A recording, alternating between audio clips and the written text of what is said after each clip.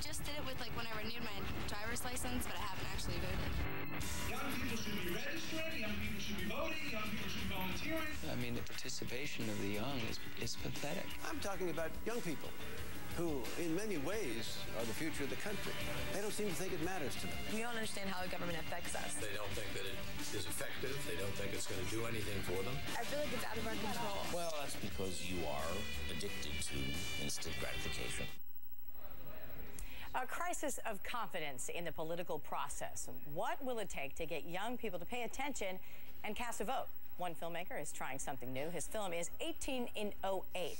David Burstein is in Philadelphia and joining us this morning. Actually, David, I know you're the director of the film. I also know that you spent about 3 years working on it. Yeah. Kind of missed a lot of normal, if you will, high school activities. Why'd you do it?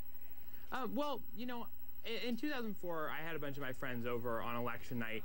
We were sort of sitting around, and the next morning I was sort of reflecting on, you know, why isn't I couldn't invite my entire grade over for an election night party, and sort of thinking about the fact that these issues that are being decided now in Washington are issues that really impact our lives directly. So it concerned me that people weren't taking as much of a stake as I hoped they would, and I said, you know, film would be a great medium to sort of show everyone, you know, what these issues are and why they're important and why we have to take a stake and what can happen if we do. Well, yeah, it's a really cool film, too. In fact, you know, we seem to do segments on the youth vote every 4 years, as you would imagine. But it seems apparent that this group has really grown up sort of in a different world. We've heard a lot from MTV. Gideon Yago, he sort of addresses that in your film, in fact. Let's listen for just a minute. Sure.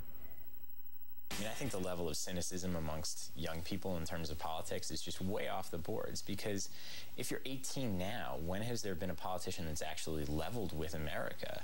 If you're 18 now, you were barely aware of politics when you had the whole Monica Lewinsky scandal. You've had WMDs in Iraq, and I have yet to hear a politician on a major way come out and say, I recognize all of the doubt that you might have. So, David, is your generation different? And if so, if you would explain it that way, then what's it going to mean in 2008 when people are actually casting their votes? Well, I think with our generation, there's a really, really exciting thing going on, which is that we're more passionate than young people have been in quite a long time. We, you know, volunteer more than so many other generations. We are engaging in work with NGOs. We're founding NGOs. But I think there's a lot of cynicism amongst young people in the political process. And we look at, you know, being able to contribute in other ways. And I think the real thing here is trying to figure out how we can channel that sort of passion and activism into the political process. And I think that we are seeing a move towards that in 2008. In 2004 and 2006, the youth vote was up tremendously in those elections. And I think it's on an upward trend. It's not where it should be. Yeah. But in 2008, I think we're really going to see a change. Yeah, but when you asked people, you know, hey, are you going to vote? And you got a lot of no's. I imagine that most people know by now that their most important and powerful right is to get out there and cast a vote. The cynicism, does it get in the way? I think it does, and I think, you know, and that's the biggest challenge that there is to getting more young people to vote, is telling people, look, I understand your cynicism. And I think that's the key thing, is too often we sort of say, how can you be cynical? And I think it's important to legitimize that and then say, let's work from there and sort of engage in real conversations with these people, which is what I do, and I encourage my friends to do when people say, you know, it's all corrupt, it's, you know, I don't think my vote counts.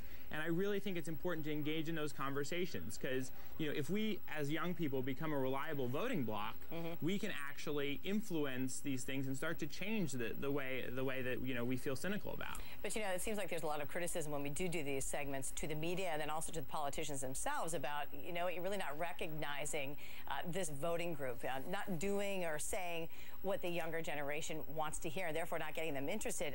But in fact, in your film, you sort of brought that up, and here's what people had to say. I can't say to them, how dare it not matter to you? Do you not realize that you're the future of this country? The reality is the government has a huge impact on their future. Every day I make a decision in the United States Senate. Every vote I cast has more to do with your lives than it does mine. Young people need to use their energy. I'm asked all the time by young people how to get started, and I say the only way to get started is to start. So specifically, David, do you think the candidates in this election are really focusing in and giving what the young voters want, paying attention to them? Absolutely. I think that we're seeing for the first time almost all the major campaigns have a full-time youth vote director, and they're really engaging in sort of groundbreaking efforts to sort of get young people involved. And with stuff like YouTube and Facebook and MySpace, I think the candidates are really taking advantage of those resources to sort of realize this is a great way to engage young people in the political process. So I think we are definitely seeing a move towards that in this particular election. I think the campaigns are really starting to realize that, there are 29 million people between 18 and 24 who will be eligible to vote in 2008.